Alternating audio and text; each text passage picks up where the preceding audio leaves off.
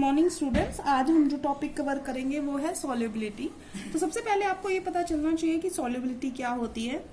किसी सॉल्वेंट में हम सॉल्यूट घोलते जाते हैं एक पर्टिकुलर टेम्परेचर के ऊपर वो सैचुरेटेड सॉल्यूशन बन जाता है। सैचुरेटेड का मतलब होता है उसके अंदर और ज्यादा सॉल्यूट हम नहीं घोल सकते, संतृप्त विलयन जिसे कहते हैं।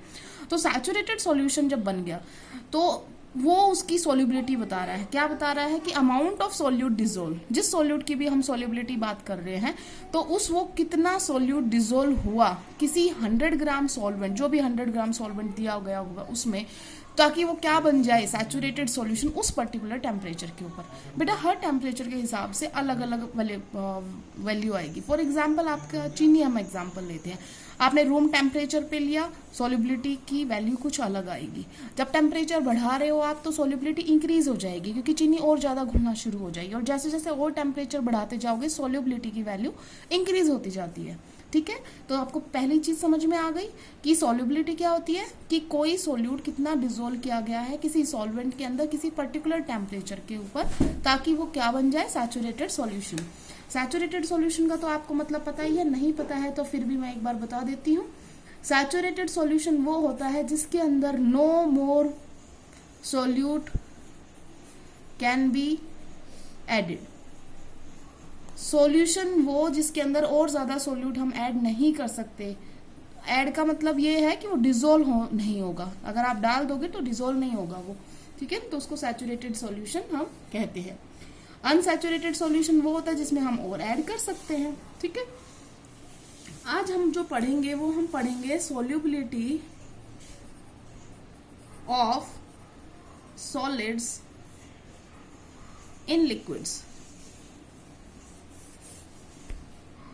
सबसे पहले तो हर एक सॉलिड की सॉल्युबिलिटी अलग अलग होती है। जैसे मैंने अभी एग्जांपल लिया था सुक्रोज का, चीनी का, जिसका अलग अलग सॉल्युबिलिटी है। भाई टेम्परेचर के हिसाब से वो तो हम वो पढ़ रहे थे, लेकिन अगर कोई मान लो पोटेशियम क्लोराइड लिया तो उसकी सॉल्युबिलिटी अलग होगी, अमोनियम क्लोराइड लिया उसकी सॉल्युबिलिटी अलग होगी, और हर टेम्परेचर के ऊपर अलग होगी। ठीक है, तो इसका मतलब सॉल्युबिलिटी है किसी सॉलिड की, वो किस बात पे डिपेंड कर रही है बेटा, अगर हम फैक्टर वाइज बात करें तो वो उसका एक ही फैक्टर पे डिपेंड करती है, टेम्परेचर।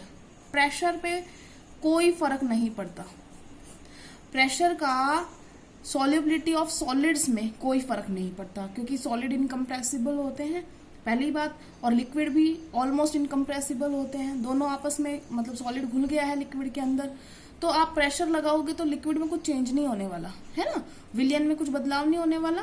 तो इसका मतलब प्रेशर से उसकी सॉल्युबिलिटी पे कोई फर्क नहीं पड़ता है। जब तक सॉलिड की बात कर रहे हैं, जब हम गैसेस की बात करेंगे फर्क पड़ेगा, और बहुत इंपॉर्टेंट क्वेश्चन होगा, तब आपका हेनरीज लॉ आएगा। तो अभी आप सॉलिड की बात कर रहे हैं, हम सिर्फ आप एग्जांपल लो, नमक या को पानी में घोल दिया, या चीनी को घोल दिया, या यूरिया को घोल दिया, तो उनको अगर घोल रहे हैं तो प्रेशर का कोई इफेक्ट नहीं होगा। अब हम बात कर रहे हैं क्या टेम्परेचर का इफेक्ट होता है, हाँ होता है, और अलग अलग होता है। उसको समझने के लिए कि अलग अलग कैसे होता है, आपको ये बात समझनी पड़ेगी कि हमारे पास क्या है, हम जब सोल्यूट को सॉल्वेंट में डालते हैं हमारे पास क्या बन जाता है, सोल्यूशन। ये बात समझ में आ गई। जो ये प्रोसेस है कई बार ये एंडोथर्मिक होती है और कई बार ये एक्सोथर्मिक होती है, हम दोनों ही केसेस ले सकते हैं। इसका मतलब सोल्यूट और सॉल्वेंट का घुलना, उसको हमने बोल दिया डिसोल्यूशन प्रोसेस।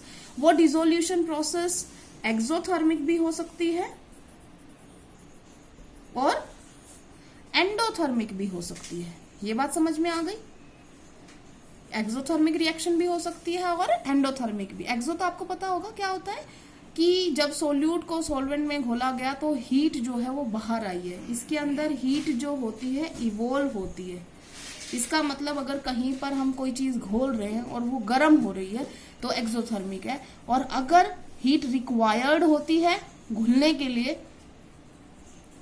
लिए तो वो होती है एंडोथर्मिक रिएक्शन। ठीक है ना, जैसे पानी और चीनी का घुलना, वो क्या है, एंडोथर्मिक रिएक्शन है, जब आप उसको हीट की रिक्वायरमेंट है उसे घोलने के लिए। ठीक है ना, तो ये एंडोथर्मिक रिएक्शन। इतनी बात समझ में आ गई।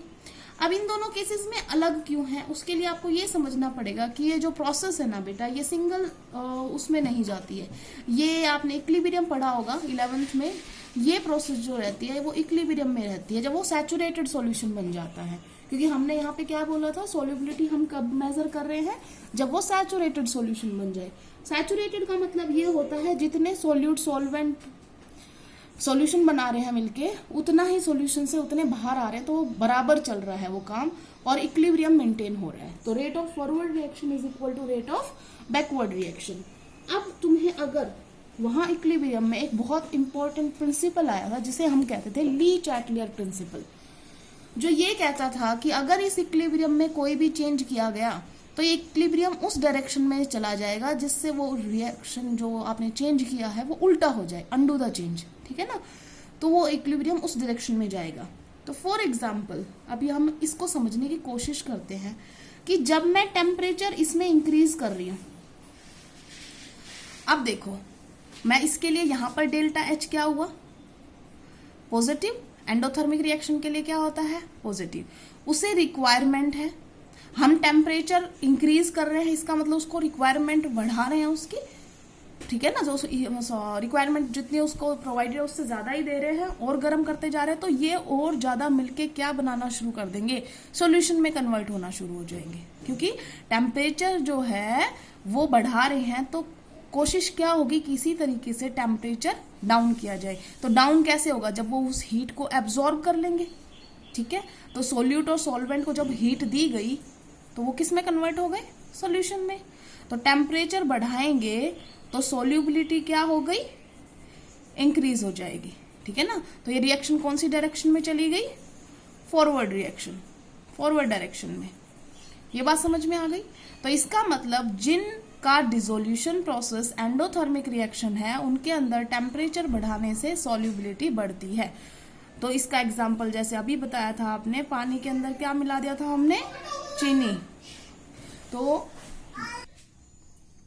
और जो हमारा ये एग्जांपल हम स्टडी कर रहे हैं जो है एक्सोथर्मिक रिएक्शन। एक्सोथर्मिक क्या होता है कि अब सोल्यूट और सॉल्वेंट का जो ये है जब ये मिलते हैं तो हीट इवॉल्व होती है। इसका मतलब सॉल्यूशन तो बनेगा ही बनेगा, घुलेंगे तो सही, और उस वक्त हीट भी निकलेगी। अब तुम सोच के देखो, मैं टेम्परेचर अगर यहाँ पर बढ़ा देती हूँ, टेम्परेचर अगर बढ़ाया तो रिएक्शन कौन सी डायरेक्शन में जानी चाहिए, according to Le Chatelier principle, temperature बढ़ाने से उस डायरेक्शन में जाएगी जिसकी वजह से टेम्परेचर कम हो जाए, है ना। तो अब कम कैसे होगा, अगर फॉरवर्ड जाएगी तो हीट तो निकल रही है, ये तो और ज्यादा बढ़ेगी, इसका मतलब टेम्परेचर और बढ़ने वाला है। तो हम कौन सी डायरेक्शन में जाना शुरू कर देंगे, बैकवर्ड रिएक्शन। तो यहाँ पे बैकवर्ड रिएक्शन शुरू हो जाएगी। इसका मतलब टेम्परेचर बढ़ाने से सॉल्यूशन से वापस सोल्यूट और सॉल्वेंट बनने लग गए। इसका मतलब सोल्यूबिलिटी क्या हो गई, डिक्रीज हो गई। इसका मतलब आपको दो बातें अब तक समझ में आई है। जो सॉलिड में सॉल्युबिलिटी डिपेंड करती है कि वो जो प्रोसेस है सॉल्यूट और सॉल्वेंट के सॉल्यूशन बनाने की, जिसे हम डिसोल्यूशन बोल रहे हैं, वो एक्सोथर्मिक है या एंडोथर्मिक है। अगर वो एंडोथर्मिक है जिसे हीट रिक्वायर होती है प्रोसीड करने के लिए, तो बहुत बढ़िया, टेम्परेचर बढ़ाने से उसे हीट मिल रही है और सॉल्युबिलिटी बढ़ रही है, क्योंकि इन दोनों को हीट चाहिए ये बनने के लिए। तो आप टेम्परेचर देते रहोगे, ये लेते रहेंगे और इसमें कन्वर्ट होते रहेंगे। लेकिन अगर यहाँ पर हीट निकल रही है, जैसे कि मैंने इसमें साइन नेगेटिव लगा दिया जो एक्सोथर्मिक के लिए है, इसका मतलब सोल्यूट और सॉल्वेंट जब मिल रहे हैं तो यहाँ पर हीट निकल रही है। तो ऐसी प्रोसेस के अंदर आप टेम्परेचर बढ़ाओगे तो सॉल्युबिलिटी क्या हो जाएगी, कम हो जाएगी। ये बात समझ में आ गई। क्यों, क्योंकि सॉल्यूट और सॉल्वेंट मिल रहे हैं तो भी एनर्जी निकल रही है, हीट निकल रही है, ऊपर से आप तापमान भी बढ़ा रहे हो। तो ली चैटलियर प्रिंसिपल क्या करेगा, उस डायरेक्शन में जाएगा जिस साइड कम टेम्परेचर होने के आसार हो। और कम तब होगा जब सॉल्यूशन से वापस सॉल्यूट और सॉल्वेंट बन जाएंगे, क्योंकि अगर ये डेल्टा एच नेगेटिव है तो ये क्या होगा, डेल्टा एच पॉजिटिव। ठीक है, क्योंकि ये दोनों रिएक्शन अपोजिट है, एक फॉरवर्ड है एक बैकवर्ड है। तो अगर ये नेगेटिव है तो ये उतना ही क्या होगा, पॉजिटिव। तो ये होगा आज का हमारा topic, solubility of solid in liquids. Thank you class.